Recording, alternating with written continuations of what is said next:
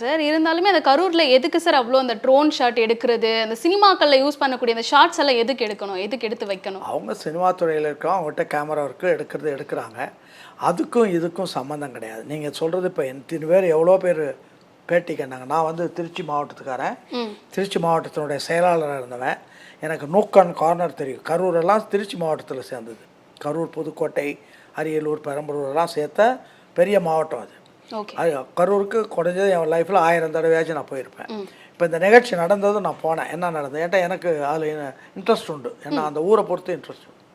அப்படி போனபோது அவங்க கொடுத்த இடமும் தப்பு, அவங்க அந்த நிகழ்ச்சி பின்னால் அந்த சதி திட்டம் பெருசு, இதெல்லாம் காரணத்தினால தான் அது நடந்தது. அது நடக்கணும்னு எதிர்பார்த்து தான் இவங்க அரசாங்கம் அல்லது அந்த சூழ்ச்சியை வஞ்சக வலையை விரித்தவங்க அதை பண்ணியிருக்காங்க.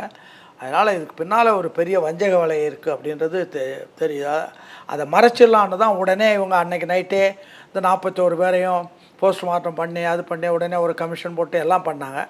ஆனால் அப்படி போட்டால் அதில் வந்து தீர்ப்பு வேறு மாதிரி வந்துடும்ன்றதுனால தான் அவர் விஜயே வந்து சுப்ரீம் கோர்ட்டில் வந்து சிபிஐ வேணும்னு சொல்லிட்டு வாங்கினார். அது வழக்கு நடந்துக்கிட்டு இருக்குது. அதில் என்ன நடக்குதுன்னு அவங்க மாற்றி மாற்றி கேள்வி என்னென்ன சந்தேகங்கள் வருதோ அதெல்லாம் கேள்வி கேட்குறாங்க.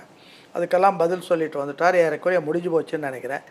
இப்போ அந்த பதிலெல்லாம் கிடைச்ச பிற்பாடு இதில் சம்மந்தப்பட்டவங்க யாராக இருக்குமோ அவங்களுக்கு சம்மன் அனுப்பி அவங்க கூப்பிட்டு இனிமேல் விசாரிப்பாங்க.